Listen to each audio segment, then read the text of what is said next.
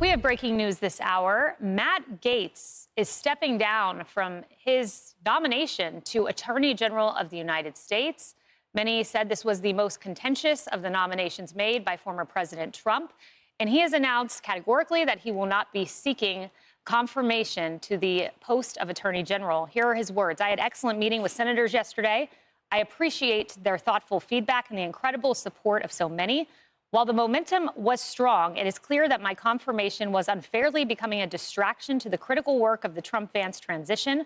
There's no time to waste on a needlessly protracted Washington scuffle. Thus, I'll be withdrawing my name from consideration to serve as Attorney General. Trump's DOJ must be in place and ready on day one. I remain fully committed to seeing that Donald J. Trump is the most successful president in history. Look, Griff, this was quick. I mean, the appointment came as a surprise to many, and we will see what happens. We know the deputy is Todd Blanche. That was Trump's attorney in his case with Alvin Bragg here in New York. Many suspected that if Gaetz did not make it through, that perhaps Blanche would be elevated.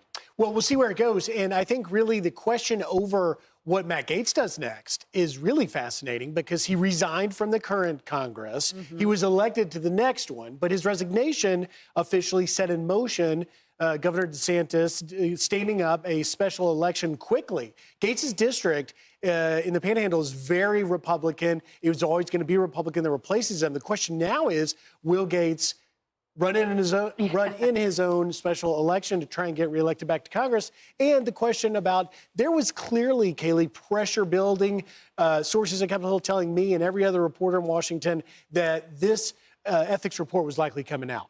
And now, maybe that's up in the air now that he steps away, or maybe it accelerates it. That's yet to be seen. It is yet to be seen. You know, Harris, so he resigned from the 118th Congress, and when he gave his speech on the House floor announcing that resignation, he said, I do not intend to take the oath of office for the same office in the 119th Congress. So you have to ask, does he now take that back and try to be a congressman, or does he go away? He said, but you caught what he said, the same office. Yeah. DeSantis has to appoint, if Michael Waltz, congressman, moves on in his nominated post, if Marco Rubio, senator, moves on in his nominated post, he's got some positions to work with there in that state. Could it be Matthew Gaetz, who then becomes a U.S. senator for an interim in the state of Florida? That's an interesting thought. I mean, Cassie, there's also the notion that Trump could appoint him to a big and powerful position that does not require Senate approval. He clearly thinks fondly of Matt Gaetz. Matt Gaetz is someone who wants to drain the swamp, who wants to shake things up in a big way. Trump could put him in a big position, just one shy of needing Senate confirmation. Yeah, these are all very interesting scenarios to see how they play out. It's no secret that Matt Gaetz doesn't really sit with anyone at the lunch table in Congress. He's made a lot of enemies, and he's turned people the wrong way. But that's not to say that he's just going to go away and say, you know what, all right, we don't get along. I'm going to go back to Florida and hang out on the beach. I think he has higher aspirations. I think you're right. We know President Trump really likes him and thinks that he is a great defender of his agenda. So I wouldn't be surprised if we see him again sooner than we think. There's also the ethics committee. I've watched several members, Democrat and Republican, talk about this. There was a loggerhead. There was not an agreement to release the report. You had Democrats saying we want a full vote of the House as to whether this report should come out. Emily, one would think that that moves away, and now the ethics report is a done deal and the dustbin of history, but maybe not. Right. I mean, Senator John Cornyn came out and said, look, this is going to come out one way or another, he said. He was quite vociferous, unlike, for example, another senator who anonymously commented on the record that it would be very contentious and essentially requesting that Gaetz step aside to save him the, quote, embarrassment of that public trial that Senator Cornyn said would be messier than Kavanaugh. It would be even more brutal. So I think that might have played into it. Perhaps we don't know what happened behind closed doors, if there was pressure that former Congressman Gaetz acquiesced to in the form of, look, don't jump on the grenade. There was also the thoughts that perhaps it might make other nominations easier.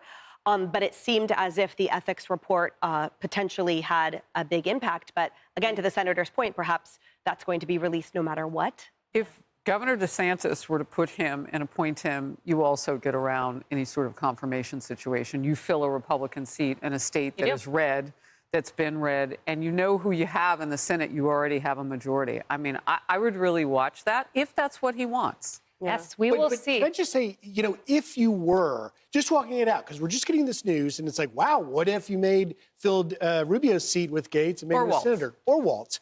You still don't get rid of stays in the House. What Emily was talking about, the ethics report, and what was going to be the consequences. You saw New York Times is already reporting this long stream of payments, apparently, that was part of the testimony to the House. So if all of the information is coming out, even naming him to a seat, does he not still come back and have to deal with that, which could weaken the majority? And the new question becomes, who will be the new nominee for Attorney General? A lot of people saying Todd Blanche, highly qualified former federal prosecutor nominated to Deputy Attorney General. We'll see if he gets elevated. We will find out in due time. We're on Numbered next.